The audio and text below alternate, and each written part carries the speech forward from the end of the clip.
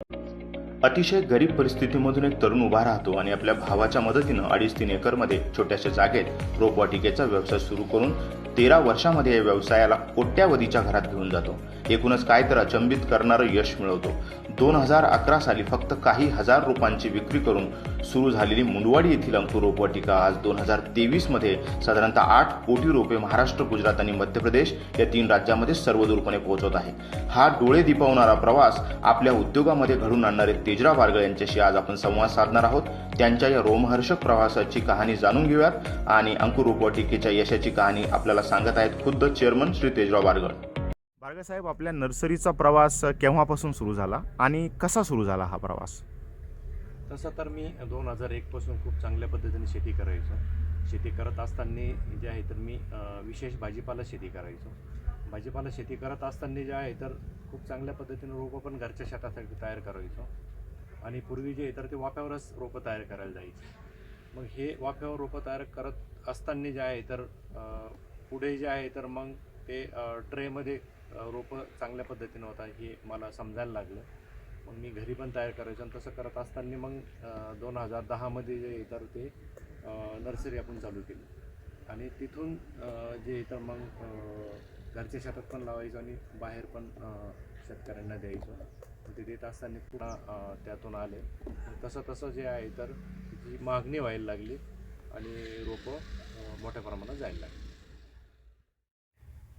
प्रत्येक बिझनेसमध्ये सुरू करताना सुरुवातीच्या काही अडचणी असतात, तसं याही बिझनेसमध्ये तुम्हाला काही अडचणी आल्या असतील. तर या बिझनेसच्या जॉनरनुसार काय अडचणी तुम्हाला आल्यात आणि तुम्ही त्याला कशा पद्धतीनं तुम्ही सामोरे गेलात? तर अडचणीचा विषय जर म्हटला तर अडचणीचा डोंगरच समोर होता. तर अडचणी सगळ्या अडचणीच होत्या. आता तसं तर पक्क्या रस्त्यापासून जे आहेत आमचं जे वडिलोपार्जित जे शेत आहे आम्हाला तेवढंच शेत जे होतं आणि पक्क्या रस्त्यापासून ते खूप दूर होतं. तिथं पाऊस पडला की गाडी बैल जाईल असाच पद्धतीनं परिस्थिती होती. मेजर ती अडचण होती आणि बाकीचं मग जे आहे तर तिथं लाईट नव्हती, बाकीचं स्ट्रक्चर नव्हतं, आर्थिक परिस्थिती तर खूपच बिकट होती. मेजर जी अडचण होती ती रस्त्याची होती. मग त्यावर जे आहे तर काम केलं आपण. ती अडचण नाही मानली, कारण दुसरा काही पर्याय नव्हता. करायचं तर तिथंच करायचं होतं आणि काम तर करायचंच होतं आणि चांगलंच काम करायचं हा उद्देश, हे ध्येय तर फिक्स होतं. मग रस्त्याला आम्ही जे तर अडचण मांडली नाही, तसं कुठल्याच गोष्टीला अडचण नाही मांडली. रस्त्याच्या बाबतीत जे आहे तर आम्ही त्याच्यामध्ये मुरुम टाकला, जे बी लागेल त्या पद्धतीने केलं आणि रस्ता करून जे आहे तर पुढे चालत राहिलो. तसं सेटअप उभा झाला, चांगलं काम झालं. मग त्यानंतर जे तर जसं आवश्यकता वाटली, जसं बी आर्थिक परिस्थिती सुधारली, त्यानंतर जे आहे तर मग रस्त्यालगत काही जमिनी घेतल्या आणि तिथंही चांगल्या पद्धतीनं जे तर स्ट्रक्चर उभं करून जे तर चांगलं काम पुढे चालूच ठेवलं. कुठल्याही बिझनेसमध्ये आपल्या कुटुंबाची भूमिका फार महत्त्वाची असते आणि कुटुंबाच्या भूमिकेवर सुद्धा त्या बिझनेसचं यश हे निर्धारित असतं. कुटुंबाकडनं आपल्याला कशा पद्धतीची साथ मिळाली आणि कुटुंब कशा पद्धतीनं बघत होतं जेव्हा आपण हा बिझनेसचा विचार सुरू केला? बरं, तसं तर आहे. आमचं सर्व जे कुटुंब पहिल्यापासून शेतीच करतं, मेन व्यवसाय शेतीचे समजा. पण अतिशय बिकट परिस्थितीतून आलेलं सगळं कुटुंब आहे.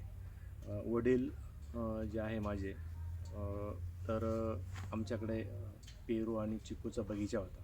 वडील माझे 8-8 किलोमीटर जे तर पायी जायचे आणि पायी जाऊन जे आहे तर पेरू, चिकू आणि इतर भाजीपाला विकणं असे खूप कष्ट कुटुंबाने केलेले आहे.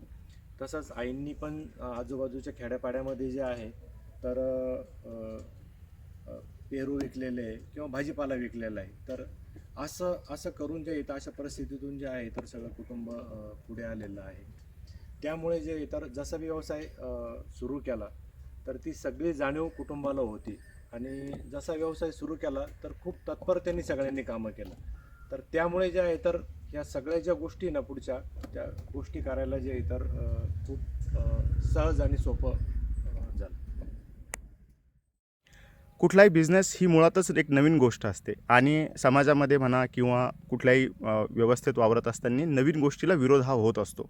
तुम्ही जेव्हा ही बिझनेसची प्रक्रिया जेव्हा अंमलात आणणं सुरू केलं, तर ज्या गावामध्ये, ज्या समाजात किंवा ज्या तालुक्यात जेव्हा तुम्ही राहत होता, तर तिथे तुम्हाला कशा पद्धतीनं प्रतिसाद मिळाला? लोकांनी तुम्हाला कशा पद्धतीनं सामावून घेतलं आणि कशा पद्धतीनं बघितलं? तसं तर हा जो व्यवसाय आपण चालू केला हा अगदी नवीन होता आणि पहिले जे चालायचे किंवा पहिले जे रोपं वगैरे लावायचे अगदी सहज वाफ्यामध्ये वगैरे अशी रोपं लावायचे. त्यामुळे नवीन गोष्ट होती तर थोडंफार लोकांना त्या गोष्टीबद्दल कुतूहल होतंच समजा, की बा याच्यात रोपे लावले तर त्याचं उत्पादन निघेल का किंवा त्याला चांगलं पीक येईल का वगैरे असे असे प्रश्न होते. पण त्यातल्या त्यात जे आहे तर बऱ्याचशा सगळ्यांना समजलं की ही एक आधुनिक पद्धतीचा पार्ट आहे. मला सपोर्ट पण खूप चांगल्या पद्धतीनं झाला. गावातून तर खूपच सगळी ऊब कामासाठी मिळाली. बऱ्याचशा वेळेस ज्या ज्या परिस्थितीत सहकार्याचा पार्ट होता त्या त्या टायमाला चांगलं सहकार्य पण झालं. मित्रांकडून पण चांगलं सहकार्य झालं. शेतकरी बांधवांकडून तर खूपच सहकार्य झालं समजा. तर हा जो व्यवसाय आहे हा तर आपला आगळा वेगळाच विषय होता जेव्हा सुरुवात केली तेव्हा. कारण मराठवाड्यामध्ये आजूबाजूला कुठेही अशा पद्धतीचं स्ट्रक्चर वगैरे नव्हतं. त्यामुळे मग एवढं स्ट्रक्चर आपण केला, खर्च केला, तर मग बरंचसा जे इतर थोडंसं प्रश्न पडायचा. बरेचसे लोक म्हणायचे की बाई हे कसं होईल, कशा पद्धतीनं चालेल. ह्या थोड्या थोड्या गोष्टी व्हायच्या, पण मग त्या ज्या गोष्टीवर आपण काही जास्त लय मोठा विचार नाही केला आणि आपण काम करत गेलो आणि चांगलं काम केलं. चांगलं काम केल्यामुळे जे आहे तर ते चांगला प्रतिसाद भेटला आणि हे सगळं जे आहे तर एवढा मोठा सगळा विषय जे आहे तर नंतर तो उभा राहिला. रोपवाटिकेच्या याच बिझनेसमध्ये आपण का आलात? म्हणजे अगोदरपासूनच रोपवाटिकेच्याच बिझनेसमध्ये यायचं हे ठरलं होतं, की कालांतरानं ओघाओघानं तुम्ही या बिझनेसमध्ये विकसित झालात? हां, तर ठरलेलंच होतं. तर ते कसं की थोडीशी पार्श्वभूमी मी त्याची सांगतो, की परिस्थिती बिकट होती आणि त्या परिस्थितीतून निघायचं तर काय करायचं? शेती हाच पर्याय होता आणि जे आहे ती शेती. तर त्यावर मी चांगली शेती करणं हे पहिलं ठरवलं. उत्कृष्ट शेती जर केली तरच त्याच्यातून आपण बाहेर निघणार किंवा दोन पैसे होणार आणि आपली प्रगती होणार. हे ठरूनच मी शेतीला सुरुवात केली. हे करत असताना जे आहे तर भाजीपाला पीक निवडलं आणि भाजीपाला पिकामध्ये उत्कृष्ट पीक कसं घेता येईल यावर माझं सतत लक्ष असायचं आणि त्या पद्धतीनं मी काम करायचो. आणि त्याच्यात जे काही लागणारे जे काही तंत्रज्ञान असेल, माहिती असेल, ती मी घ्यायचो. जिज्ञासू पद्धतीनं मी तो पार्ट करायचो. आणि हे करत करत असताना जे आहे तर उत्कृष्ट पीक घेण्यासाठी उत्कृष्ट रोपांची गरज असते हे मला लक्षात आलं. त्यामुळे मी घरीच चांगल्या पद्धतीनं रोपं तयार करायचो आणि ते रोपं शेतात लावायचो. हे करत असताना जे आहे तर असं लक्षात आलं की आपण जर ह्या पद्धतीनं जर रोपं बाहेर पण जर दिले समजा तर बाकीच्यांचं पण उत्पादन चांगल्या पद्धतीनं त्याच्यातून निघेल. हे लक्षात आल्यानंतर मी 2010 साली जे आहे तर बाहेर रोपं द्यायला सुरुवात केली. ज्यावेळेस रोपं द्यायला सुरुवात केली खूप चांगले रिझल्ट यायला लागले. त्याच्यातून उत्पादन निघायला लागलं आणि ते उत्पादन जसंही निघायला लागलं तशी ती प्रसिद्धी व्हायला लागली आणि जे इतर अजून रोपांची संख्या जे इतर जास्त प्रमाणात करायला लागलो. मग आता अजून तिथपर्यंतच नाही तर त्याच्यानंतर जे आहे तर हे सगळं अजून तंत्रज्ञान विकसित करण्यासाठी अजून चांगल्या पद्धतीने रोपं करण्यासाठी काय करावं लागेल हे माझ्या लक्षात आलं. मग मी बाहेर फिरायला लागलो, की महाराष्ट्रभर फिरलो. त्यानंतर बाहेर परदेशात पण गेलो आणि जी काही टेक्निक आहे, जे काही तंत्रज्ञान आहे ते घेण्याचा मी प्रयत्न केला. मग तसंच पुढे पुढे जे तर त्यामध्ये ग्रोथ केली, की पहिले मॅन्युअली सगळे काम व्हायचे. त्यानंतर मग मशिनरीज आपण काही इनपुट केल्या तर त्या इनपुट केलेल्या मशिनरीतून जे आहे तर खूप ॲक्युरेसी यायला लागली. चांगलं काम त्याच्यातून व्हायला लागलं. मग तसं तसं जे आहे तर आपण अजून चांगल्या पद्धतीनं जे आहे तर कामाला गती मिळाली आणि हा सगळा 10 एकरवरचा स्ट्रक्चर जे आहे तर ते तयार झालं आणि काम चांगल्या पद्धतीने चालू झालं. आतापर्यंत आपण आपल्या उद्योगामध्ये बऱ्यापैकी प्रगती केलेली आहे. आपल्याला काय वाटतं, की उद्योग सुरू झाल्यापासून ते आत्तापर्यंत आपण काय काय मिळवलेलं आहे? हां, तर कसं आहे की ज्यावेळेस हा उद्योग चालू केला त्यावेळेस जे आहे तर फक्त वडिलोपार्जित 3.5 एकर आपली जमीन होती आणि बाकी तर सुविधा कुठल्याच काही सुविधा नव्हत्या. पण चांगलं काम करणं हा ध्येय होतं. त्यामुळे त्या पद्धतीनं जे आहे तर आपण काम करत गेलो. आणि दुसरी गोष्ट जर म्हटलं तर कुठे राहायला घरसुद्धा नव्हतं. आणि इतर फॅसिलिटी तर बिलकुलच नाही समजा. पण मग झालं कसं की जसं काम करत गेलो तसं तसं जे तर एक गोष्टी जे तर जुळत गेला आणि आजच्या स्थितीला जे आहे तर आपण एक 10 एकरचं जे स्ट्रक्चर करून या पद्धतीत जे आहे तर आज उभा आहोत. तर सांगायचं जर म्हटलं तर अजून आपण काय केलं तर सगळ्यात महत्त्वाचं जे आहे तर आपला जो नैसर्गिक जो परिसर आहे आपला तर तो सुजलम सुफलम झाला. ही सगळ्यात मोठी जी गोष्ट जी आहे तर त्या नर्सरीच्या माध्यमातून मिळाली. जसं आपण 38,000 रोपांनी जे आहे तर आपण सुरुवात केली होती. त्या टायमाला जे इतर रोपाची कन्सेप्ट हा कुठेही आसपास जवळपास कुठेही रोपं लावणे ही कन्सेप्ट नव्हती. तर त्यापासून जे आहे तर आज आपण वर्षाला जे आहे तर 7-8 कोटी रोपं जे आहे तर आपण पूर्ण परिसरामध्ये देतो. की एक परिसरामध्ये जे आहे ना सुफलमता जे आहे तर ह्या नर्सरीच्या माध्यमातून जे आहे तर आली. त्यानंतर जे आहे तर एक जो मोठा जो मॉब जो आहे आज नर्सरीमध्ये जे आहे तर 80 ते 90 महिला आज काम करतात. एक आनंद होतो ते बघून की आज सगळ्याच एक परिस्थितीला सगळेजण झगडत असतात आणि त्याच्यातून जे आहे तर सातत्याने आज 12-13 वर्षापासून जे आहे तर जे महिला काम करत आहे. म्हणजे आज त्यांच्या पण एक दैनंदिन जीवनामध्ये जे आहे तर एक मोठा हातभार नर्सरीच्या माध्यमातून लागला. तर ही एक मोठी कमाई आहे. दुसरी गोष्ट जे इतर आज एक छोट्या उद्योगाच्या माध्यमातून जे आहे तर एक विजन भेटलं. तर त्या याच्यातून जे आहे तर अजून आपण काय काय करू शकतो की जेणेकरून आज आपल्या जे इतर स्थानिक परिस्थितीला जी गरज आहे समजा त्या गोष्टी आपण काय काय करू शकतो. अशा बऱ्याचशा गोष्टीचं जे आहे तर ते आपल्याला विजन भेटलं आणि याच्या माध्यमातून जे आहे तर आपण पुढील वाटचाल जे आहे तर करत आहोत. बिझनेस सुरू करताना तुमचा एक विशिष्ट विचार असेल. आता एवढ्या वर्षामध्ये बरेच विचार नवीन ॲड झालेले असतील. तर या मधल्या काळामध्ये बिझनेसचा विकास होत असताना कुठली ध्येय धोरणं तीच राहिली, कुठली ध्येय धोरणं बदलली आणि काय तुम्ही नवीन अंगीकारलं? बराचसा काही बदल झाला. जसं आपण जे आहे पहिल्याने ज्यावेळेस स्टार्ट केलं त्यावेळेस फक्त एकच धोरण होतं की चांगलं काम करायचं, क्वालिटीत काम करायचं आणि त्या कामाचे रिझल्ट चांगले असले पाहिजे. की ह्याच ध्येयावर जे इतर उद्योग सुरू केला. पण तेवढ्यावरच उद्योग चालत नाही. बऱ्याचशा गोष्टी जे आहे ना बदलावं लागतात. काळानुसार किंवा टायमिंगनुसार बऱ्याचशा गोष्टी बदलावं लागतात. मग जसं चांगलं काम करणं हा एक तर आपला टॉक आहे समजा. ती गोष्ट सगळ्यात महत्त्वाची आहे. पण जसं बी नर्सरी व्यवसायामध्ये आम्ही उतरलो तर बरेचसे बदल करावे लागले आणि ते करणं गरजेचे पण असतात समजा. तर जसं की अगोदर आम्ही कुठलं टॅगिंग वगैरे ह्या त्या गोष्टी नसायच्या. मग आम्ही जे इतर ट्रे टॅगिंग वगैरे ह्या त्या गोष्टी केल्या. त्यामुळे काय झालं की एक उद्योगामध्ये एक पारदर्शकता आली. मग नंतर आम्ही प्रॉपर बिलिंग असेल, प्रॉपर गोष्टी असेल, ट्रान्सपोर्टच्या बाबतीमध्ये ज्या काही गोष्टी असेल, तर ह्या गोष्टी केल्यानंतर ज्या आहे तर ती एक त्याच्यामध्ये आपण जसं जिवंतपणा म्हणतो त्या टाईपमध्ये पुढे त्या गोष्टी व्हायला लागल्या. तर मग नंतर आणखी अशा गोष्टी कळाल्या की एवढ्यावरच थांबून नाही चालणार. मग प्रॉपर जे इथे मॅनेजमेंट लागणार, स्किल लेबर लागणार. आपल्याला लेबरला व्यवस्थित त्यांना सांगावं लागणार, आपल्याला त्यांना प्रशिक्षण द्यावं लागणार. ह्या गोष्टी नंतर कळाल्या. मग त्याच्यातून जे आहे तर अजून त्याच्यामध्ये जे आहे तर चांगल्या पद्धतीनं कामामध्ये पारदर्शकता आली.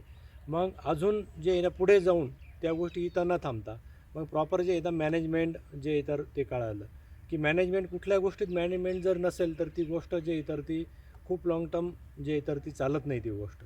तर मग त्यानुसार जे इथं पुढे मॅनेजमेंट म्हणजे असे जे काही बदल आहे हे बिझनेसमध्ये करावंच लागतात. आणि जर ते बदल जर नाही केले तर आपण चांगल्या पद्धतीनं जे इतर ते काम आपण नाही करू शकत किंवा कामाला चांगल्या पद्धतीनं आपण न्याय नाही देऊ शकत.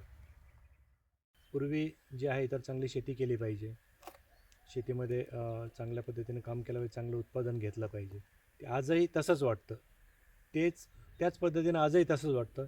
पण आज बदल असा करावासा वाटतं किंवा बदललेलं असं वाटतं की आपण जे काही माल पिकवतो तर त्या मालाचं जे इतर कुठेतरी प्रोसेसिंग झालं पाहिजे किंवा कच्च्या मालाचं पक्का जे म्हणतो आपण त्या पद्धतीत झालं पाहिजे की ते वेळेस करू ना आपण तर त्यावेळेस तो खरं बदल असेल समजा की आज जे पाहतो आपण शेतामध्ये आपण माल पिकवतो, पण आपल्याला जे पाहिजे त्या पद्धतीनं आपल्याला भाव भेटत नाही किंवा आपण प्रोसेसिंग न केल्यामुळे तो दूरच्या बाजारपेठेमध्ये आपण तो माल नाही देऊ शकत समजा.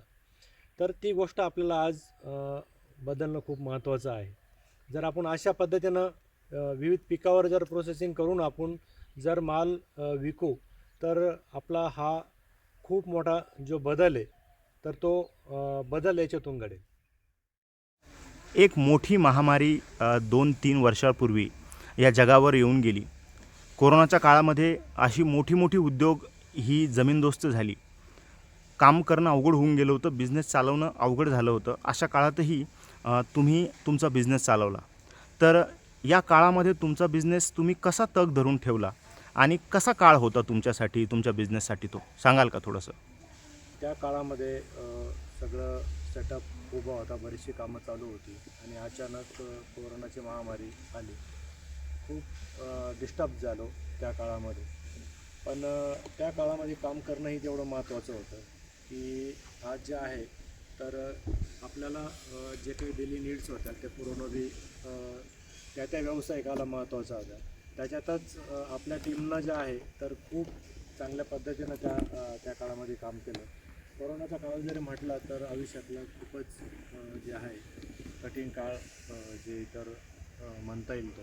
त्या काळामध्ये जे आहे तर आम्हाला वडील पण त्या काळामध्ये सोडून गेले.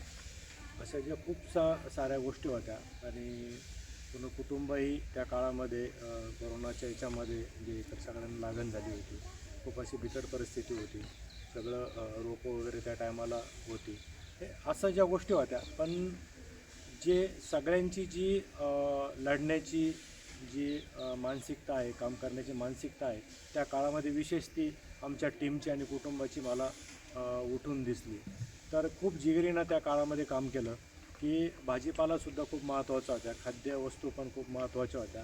जर त्या गोष्टी थांबल्या असत्या तर आपल्याला त्या बाकीच्या समाजाला पुरवायला खूप हे गेलं असतं. पण त्याही परिस्थितीमध्ये जे आहे तर खूप जिगरीनं काम करून जे इतर शेतकऱ्यांच्या बांधापर्यंत जे इतर रोपं पोहोचवली आणि त्यामुळे जे आहे तर पुढच्या काळामध्ये जे काही तुटवडा जो भासणार होता त्यामध्ये बराचसा विभागामध्ये जे आहे तर तो आपल्याला सपोर्ट त्याच्यामध्ये झाला. आपले सध्या कुठले कुठले बिझनेसेस आहेत आणि या बिझनेसेसच्या माध्यमातून आपण कुठले कुठले प्रॉडक्ट सध्या मार्केटमध्ये डिलिव्हर करत आहात आणि याचा एकूण साधारणतः वार्षिक टर्नओव्हर आपला काय आहे? आता तर आपण नर्सरीच्या यशस्वी व्यवसायानंतर जे आहे तर आपण ट्रे मॅन्युफॅक्चर करतो, कोकोपीट प्रोसेसिंग करतो आपण. त्यानंतर जे आहे आपण पेपर पॉट बनवतो, की जे हाय कॉस्ट याचे रोपं असतात, समजा पपई असेल, द्राक्षाचं ग्राफ्टिंग असेल, त्यासाठी ते वापरलं जातं. ते आपण प्रोसेस करतो. त्यानंतर जे आहे आपण की जे मी मागे बोललो होतो, की जे शेतीतून जे निघालेला माल आहे त्याला प्रोसेस करणं अतिशय गरजेचं आहे आणि ते आपलं पुढचं जे येतं ते टार्गेट आहे. तर त्यातच आपण अंकुर फार्मा प्रोड्युसर कंपनीची स्थापना केली आणि त्या अंतर्गत जे आहे आपण फ्रोझन फूडचा प्रकल्प आपण केलेला आहे. त्या प्रकल्पाच्या माध्यमातून जे आहे तर आपण जे काही भाजीपाल्याचे जे काही पीक आहे त्यात आपण प्रोसेसिंगमध्ये मोठ्या प्रमाणावर आपण काम भविष्यामध्ये करणार आहोत. आणि हे सर्व म्हणजे आपण आतापर्यंत जो उद्योग करतो त्या उद्योगाचा जो आपला वार्षिक जो टर्नओव्हर आहे तो साधारणतः 10 ते 12 कोटीपर्यंत आपला जातो. सर, आपली कथा खरंच प्रेरणादायी आहे. अनेक उद्योगांमध्ये आपण आहात आणि एका वेगळ्या प्रकारच्या प्रवासातून आपण आलेले आहात. आता एक कुतूहल मात्र अनुत्तरित आहे, की इथपर्यंत आपण आलेले आहात. इथून पुढचा प्रवास कसा असणार आहे? तेजराव बारगळ आणि तेजराव बारगळ यांची मॅनेजमेंट टीम ही आता भविष्यात कुठल्या दिशेनं जाणार आहे? काय आहे भविष्याची प्लॅनिंग आपली? तर भविष्याची एकच प्लॅनिंग आहे, की जे काही आपल्या शेतीतून जो काही माल पिकतो, आज जे पाहतो की खूप मोठा प्रश्न आहे की बाजारभाव भेटत नाही किंवा माल खूप दूरच्या बाजारपेठेमध्ये जात नाही. तर शेतीतून पिकलेला जो माल आहे यावर काय प्रक्रिया करून आपल्याला तो दूरच्या बाजारपेठेत नेता येईल, तर यावरच आपण भविष्यातलं जे तर ते काम करणार आहे आणि ते आपल्या टीमचं आणि माझं स्वप्न आहे.